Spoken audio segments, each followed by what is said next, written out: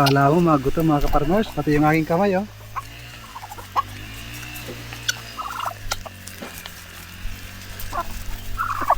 Wash. Dami tayong hinog oh.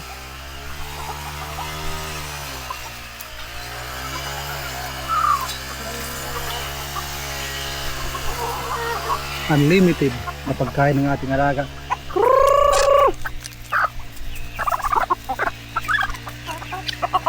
Kadarating ko lang dito sa ating mini farm. Nandito si Uncle, busy sa pag-grass cutter. Gagawa kami ng mga gawain dito sa ating munting farm.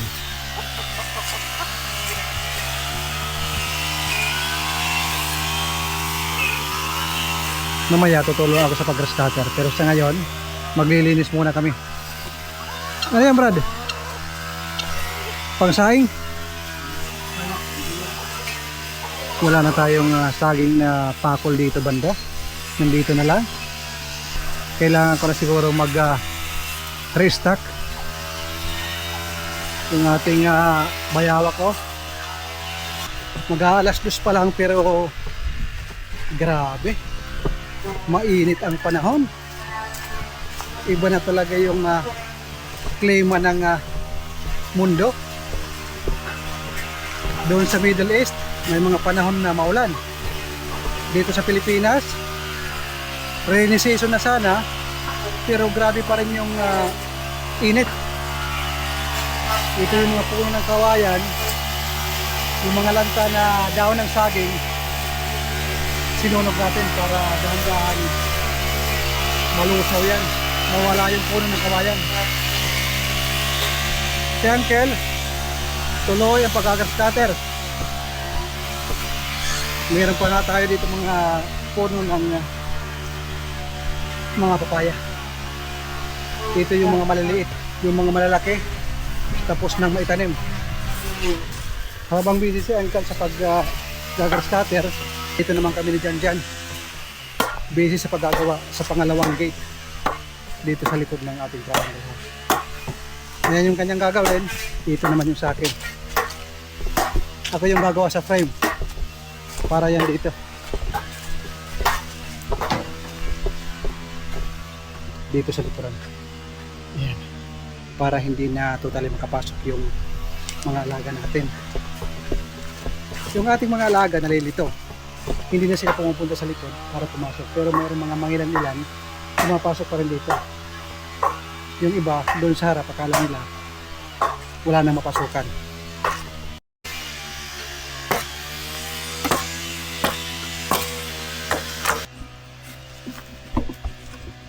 Ito yung kanyang pinaka-frame.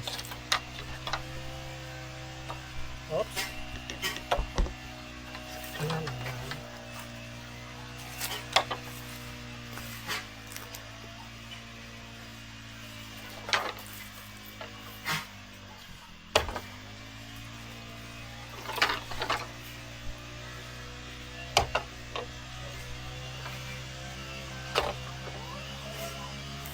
Baka pasukin si Janjan. Gahasain ng white lady. Baka gahasain ng white lady na black beauty. Yes.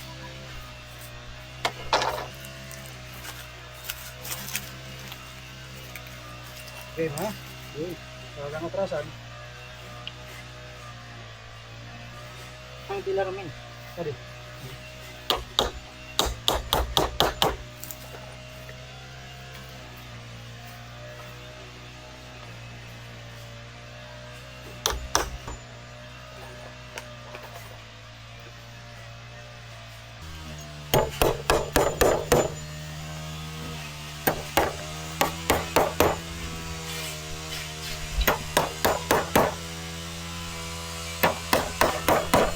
Kung merong instant noodles, merong instant cake. Basta talaga teamwork yung trabaho. Mabilis. Ako yung gumawa ng frame. Si Janjan yung naglinis ng kawayan.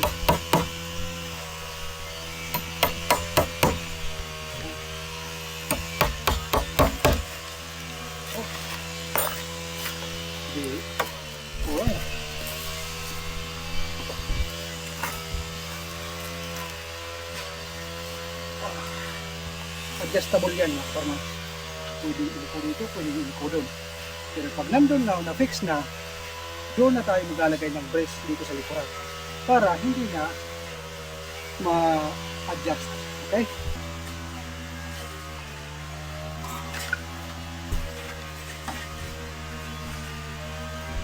Ibang-ibang ang bango ng bulaklak, mayroong maputi, mayroong ding mabahong bulaklak. Ang ang buhay dito sa pagiging isang farmers. Yun ang sinasabi ko. Pwedeng i-adjust. Depende sa sitwasyon. Kaya pang i-adjust yan dahil wala pang brace. Pag natali na, ganyan. Ito yung season. Ganyan. Yung ganyan yan. Dito dadaan. Iwan ko kung ito ba ay exit o entrance. Dalawa na siguro. Exit at saka entrance. Ito yung ating siya.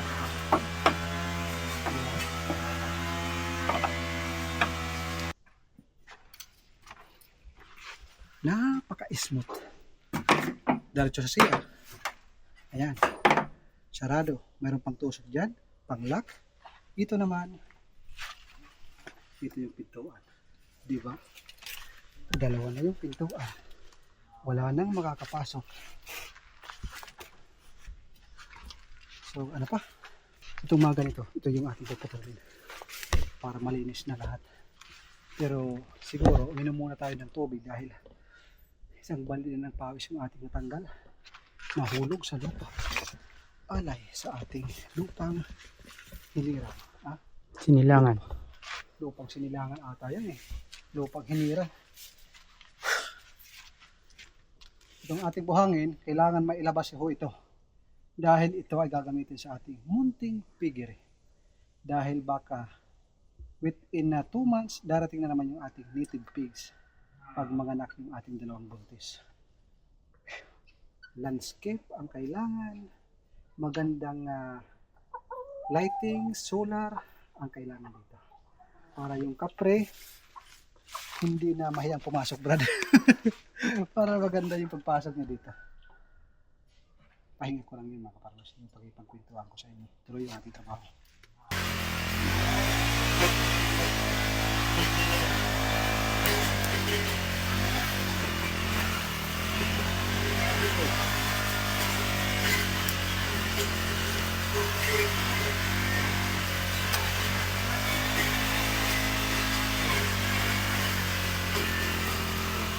Para mamatay yung kawayan.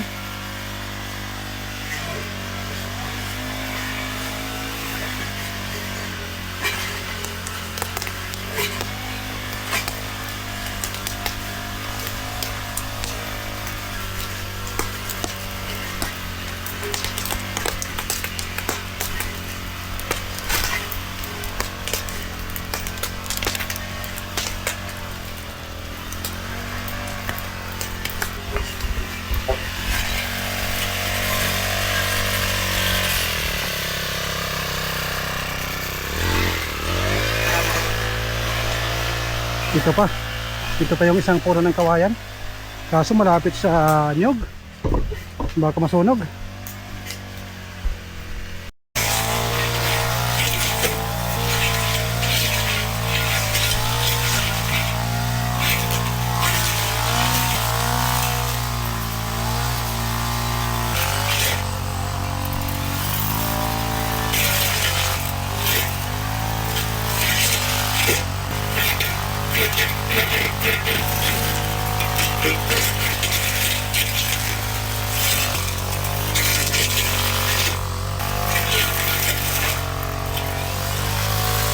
Ayos mga farmers.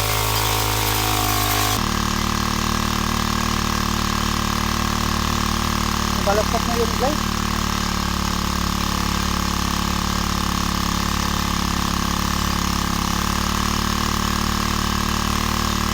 Sa mga nagtatanong na magkano ba yung bili natin sa ating grass cutter, ito po ay nagkakahalaga ng 3,000 lang.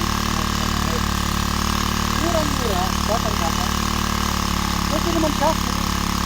Kaya makipagsabayan. Yung gamit ni Uncle, 7,000 yun. Hardware yung nabili 7,000 plus. Ito, 8,000. Depende na lang sa gumagamit. Mas nabipindi sa mga nag-aalaga. Kahit hindi original, kapag marunong ka mag-alaga, kita na. Grabe! Sulit yung aming pagka-grass cutter. Kanina pa itong ating mga alaga. Hinog muna, hinog. Papahinga muna ang iyong amo. Siguro mga 10 minutes lang. Yun, umuwi na si Uncle. Tapos 4 na mga farmers.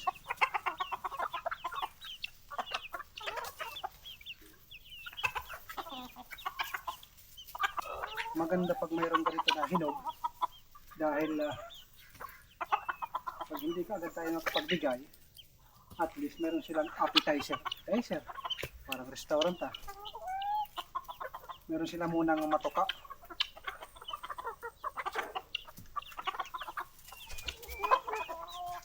Limited dyan. Pakakuha ng isa, balik na naman sila.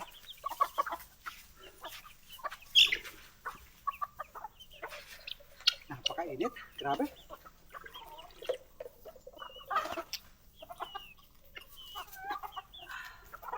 Kain tayo ng mga alaga. Oops! Huwag mo nang gahasain. Pag mayroon tayong mga bata ng mga native na manok, kahit bata pa, siguradong mabubuntis. Dahil napakarami ng ating lalaki, ginagahasa.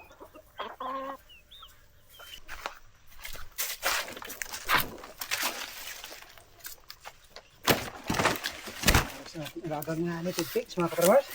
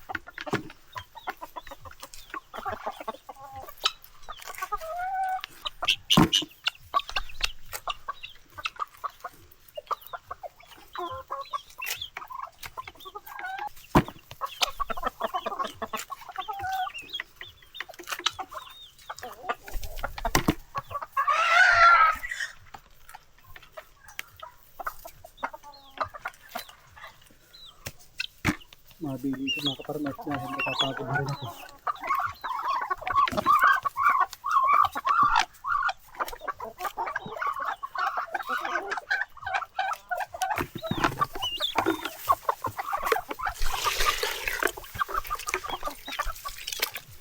Kailangan busutin natin para mahalo ng maayos dito sa pullard at saka integra. Naubusan ako ng pagkain ng mga heritage chicken, yung pampaitlog, yung chicken layer, kaya ito yung ating bibigay. Bukas bibili ako isang sako, 1,600 ang isang sako dito sa amin.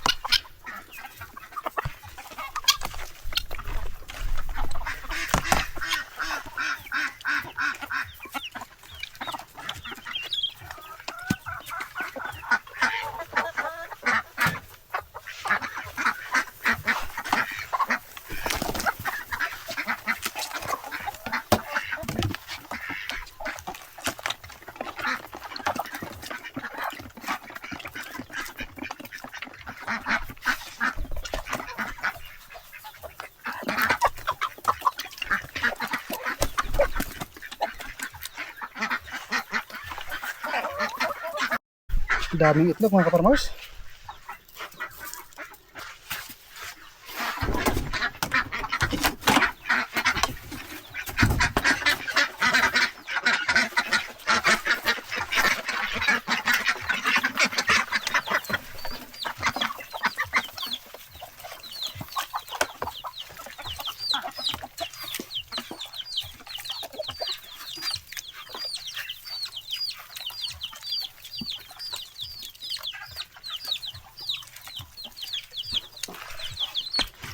Hop! Buti nakapasok yung sisyo.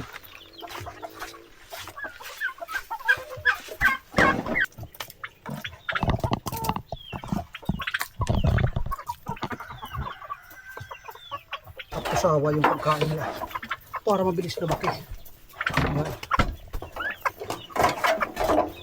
Loaded. Yung inumin nila madumi. Ba't nandiyan ka sa loob? Hop! Labas, labas, labas! Labas, labas. Tutul.